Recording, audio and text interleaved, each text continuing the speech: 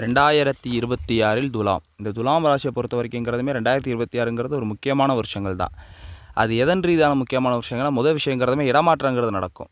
எல்லா விஷயத்துலையுமே இந்த ஒரு பொருளாதாரத்துலையும் சரி, வேலை பார்க்குறதும் சரி, இருக்கிற இடத்தும் சரி, இல்லாட்டி இந்த ஒரு டீச்சராக இருக்காங்க, மற்றவங்களுக்கு சொல்லிக் கொடுக்குற இடத்துல இருக்காங்கன்ற பட்சத்தில் அவங்களுக்கு ஓரளவுக்குங்கிறதுமே வேலை ரீதியான ஒரு முன்னேற்றங்கிறதுமே உண்டு ஜூன் மாதம் வரைக்கும்.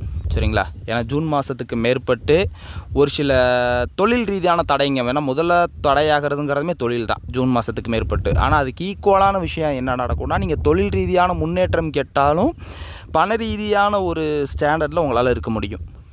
ஏன்னா இந்த ஒரு நகை சேர்க்கறதும் சரி, நகை சீட்டு சேர்றதும் சரி, இல்லை பண ரீதியான ஒரு முன்னேற்றம் சரி, இல்லாட்டினா நீங்கள் இந்த ஒரு ஜூன் மாதத்துக்கு உட்பட்டு நீங்கள் என்னென்ன விதத்துலலாம் நீங்கள் சேவிங்ஸ் பண்ணியிருக்கீங்களோ அது எல்லாமே உங்களுக்கு அதுக்கு மேற்பட்டு உங்களுக்கு கை கொடுக்கும். அதனால் தோக்கிறதுக்குங்கிறதுமே ஒன்றும் வேலை கிடையாது. இருந்தாலும் பண விஷயத்துலையும் பார்க்குற வேலையிலையும் கொஞ்சம் கவனமாக இருக்கணும்.